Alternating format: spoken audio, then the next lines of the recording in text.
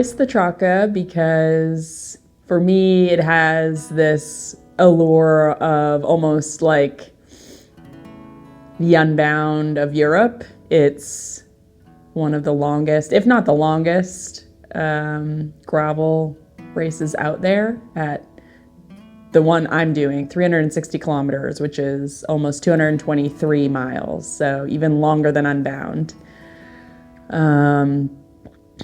A crazy amount of climbing, apparently some super steep hills that basically everyone walks. I mean, it just sounds like it has everything.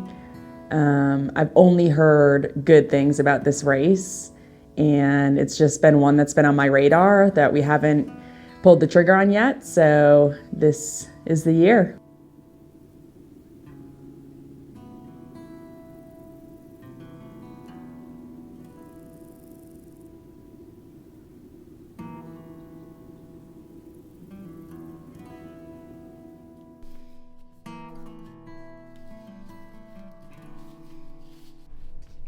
What we got going on there?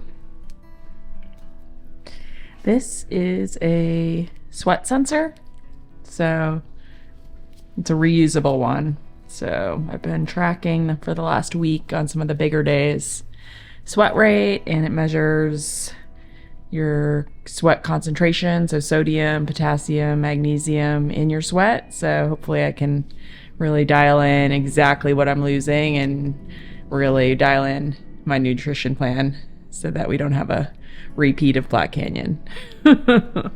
What are we doing with that data?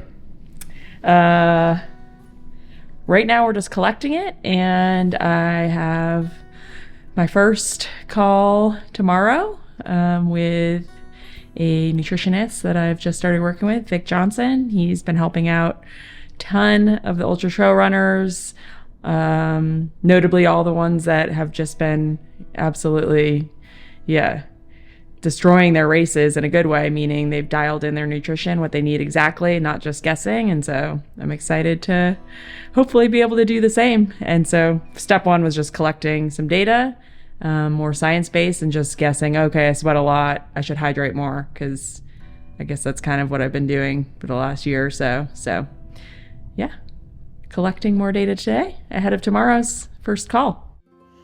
Yeah, I think I'm definitely approaching the gravel season a little bit differently this year, just in terms of I made the choice not to participate in the Lifetime Grand Prix, which is a series that required presence at a certain number of races, and that forced me to include events maybe I wouldn't have necessarily gone to on my calendar. And with that choice, behind that choice was just wanting to really show up at a few key races ready and knowing I put everything into them.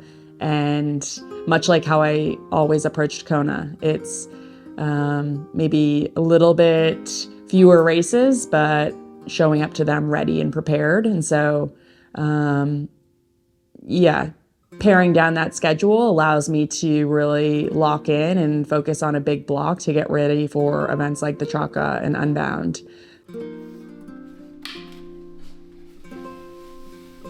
Currently, we are at 9 weeks out from the Traka, so I've put in a pretty big month so far, and I've got another couple of bigger rides left ahead of next week. Next week is Mid-South gravel race week, so I will definitely kind of bring down volume for the race week so I can get ready to use Mid-South as like a big training day, hard 100-mile gravel race en route to the Traka. This is the first year Mid-South is having a separate women's start, which is something I came into this season really wanting to support the events doing that allows women to race each other and not get caught up in the mayhem of other things. So excited about that in 2 weekends. So this week I'll do a couple of final longer rides and prep for that. One on Mount Lemmon, focused on climbing and efforts going hard on that road, and then another gravel ride out on Reddington Road that is the road that kind of wraps you around the backside of Mount Lemmon. So kind of those 2 key bigger days left ahead of Mid-South, and then using Mid-South at 8 weeks out from the Traka as a hard effort before coming back, and a few weeks later putting in one of those multi-day kind of longer efforts.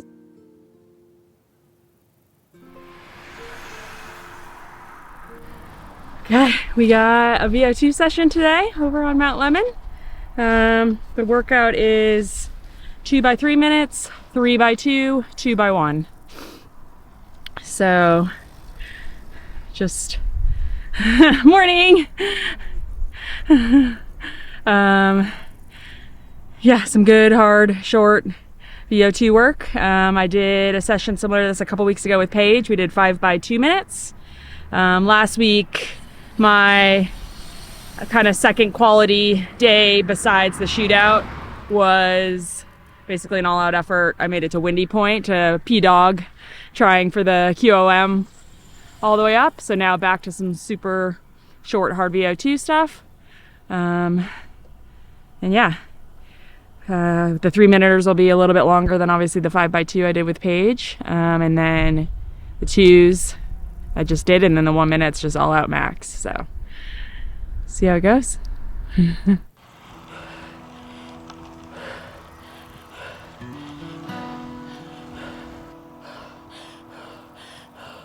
I definitely get nervous before these sorts of efforts just because they hurt.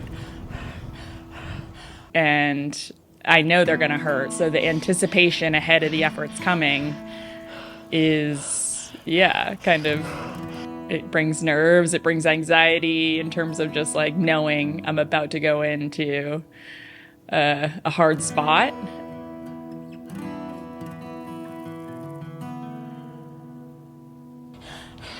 Morning. Once I start them or get into the workout, those kind of nerves fade away, and it just becomes a question of like, how much do you have? Is this all you have in this very moment? Started the rock, second 3-minuter. Can you give anything more? Like, yes, you're in pain, you're hurting, you're suffering, you can't breathe, you're sucking wind, your legs are so loaded with lactic acid. Like, can you keep pushing even more?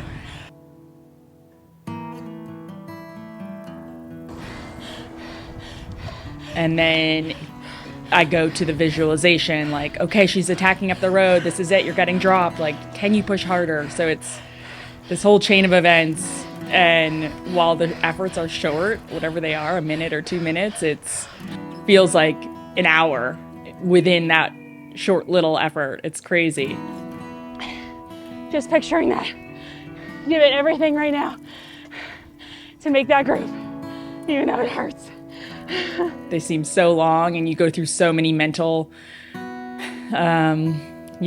things up and down. And then, however many efforts later, 5, 6, 7 different types of efforts later, all of a sudden the workout's done.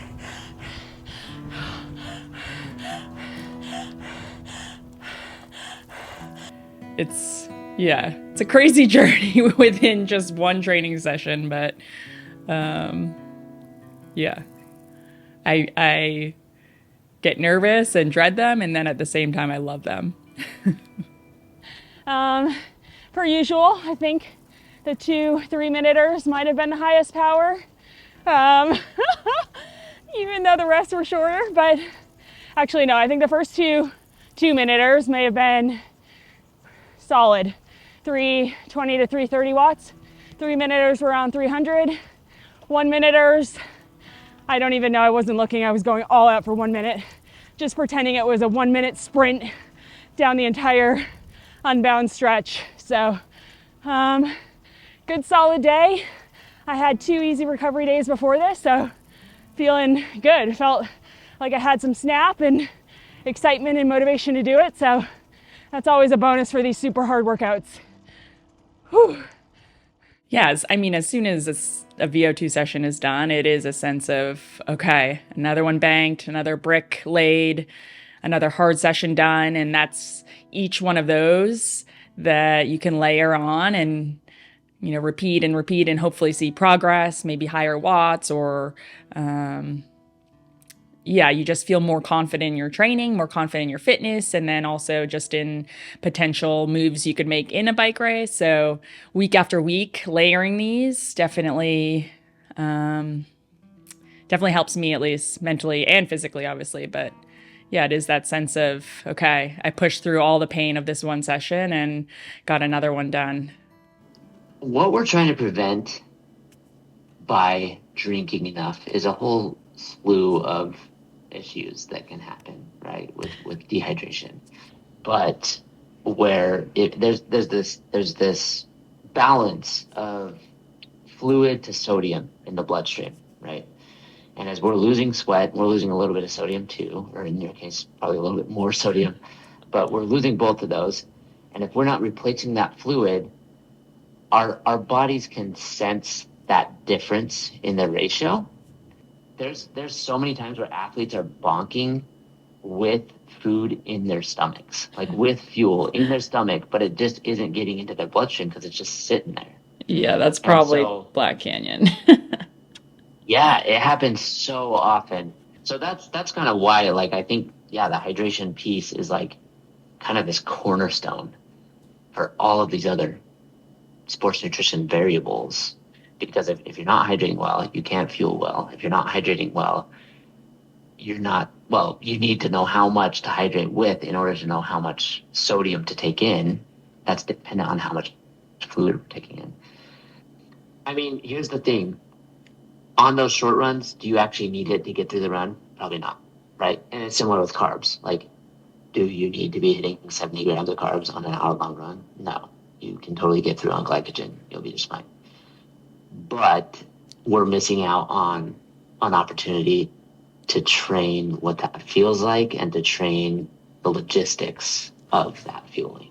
So since I've started working with Vic at Mountain Sports Nutrition, I think the biggest thing I've found, just scientifically or like legitimate data to prove this, is just that I sweat a lot and I lose a lot of sodium in my sweat. So I think I knew this from all my days in triathlon and knowing I needed to drink a lot and take in a lot of sodium. But to be perfectly honest, there was definitely some guesswork there in all the years I prepped and raced in Kona. And now with the data I've been collecting, I have actual numbers of what sodium, potassium, magnesium I'm losing. So that's going to be huge in just dialing in a more specific nutrition plan regarding what's in my bottles, or how much carbs and sodium and the electrolytes I am taking in per hour. So that's been the biggest thing so far.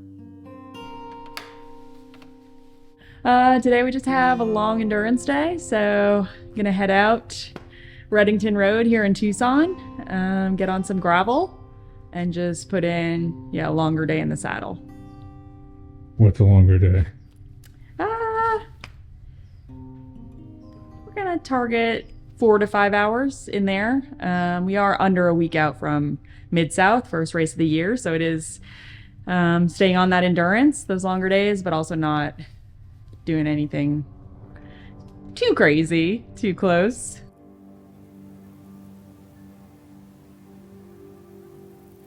Yeah, you have your VO2 sessions, and then you also have your long endurance days, and that's obviously very relevant to the type of racing I'm doing now, long gravel races. So a Traka or an Unbound, 10, 11, 12 plus hours of riding. So to get the body ready for that sort of endurance day. It's a matter of putting time in training that to make long hours seem more and more reasonable, more and more comfortable, push up that level of time you can endure before fatiguing. So just those long days in the saddle. And this year I'm making a point to do those more on my gravel bike, because I think that's what I'm racing. It's more race specific. It's also a different type of riding. It's slower for sure. I mean, I can go ride 6 hours on the gravel bike and maybe only cover 70, 80 miles depending on the terrain, versus you know, it is a big sense of accomplishment when you go out on your road bike or your TT bike for 6 hours and you cover 130 miles, 140 miles, and you're like, that was a huge day. But at the same time, it's not the most specific to what I'm racing now. So this year, just putting in those long days on gravel, the slogging riding, the strength you need, riding in slower surfaces like sand or dirt. Yeah, just making a point to put those long days in this year ahead of something like Traka or Unbound.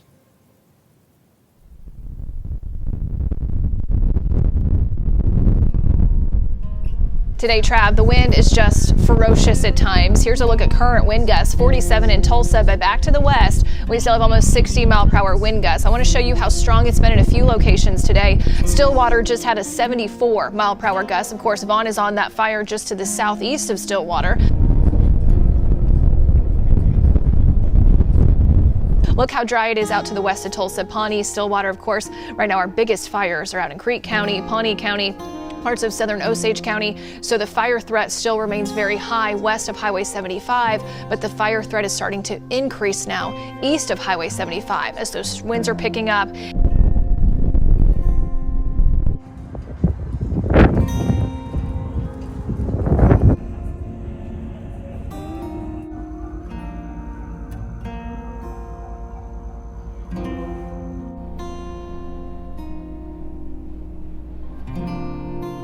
Current update is Stillwater is experiencing crazy winds, power outages, and fires.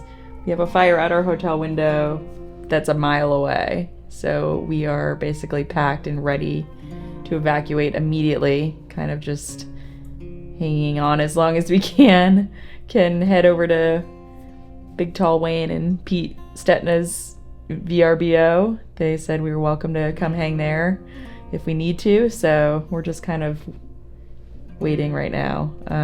But yeah, the event, just trying to find any updates possible. Event has no power downtown right now, so no music, finish line, awards, riders meeting, anything like that going on. There were runners out on course for the 50K today, and I guess they're pulling everyone. Everything's kind of shutting down currently, so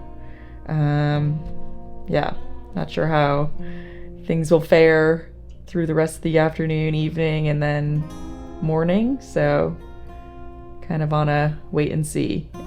Obviously just primarily hoping everyone's staying safe and out. The winds are literally insane, like gusts up to 70, 80 miles per hour, so the whole afternoon the hotel has just been shaking. Everyone find a safe place to be and away from the finish line. Please be smart and safe, and we'll promise we will update everyone as we can. Wayne and Waddy doing bike things. The puppies. The YMCA Pete and Big Tall Wayne is in full effect. The race is a go, apparently. Still, I mean, they're hoping, they're praying for a miracle. I think it's Hail Mary, but you can feel the smoke in your face. But the wind should flip overnight, so if the course is okay, if there's no down power lines, if debris is removed, and the wind blows out, which it can happen fast if the winds are strong enough, I guess we go. So, ate a big old race meal and kept it to one beer because we thought that it was end of days, but yeah, we'll see what it's like in the morning. Second big race of the year under wildfire threat, but something to be said about that. This is our new normal, but all good. It is Saturday race day here in Stillwater, and the race was officially called off sometime in the night.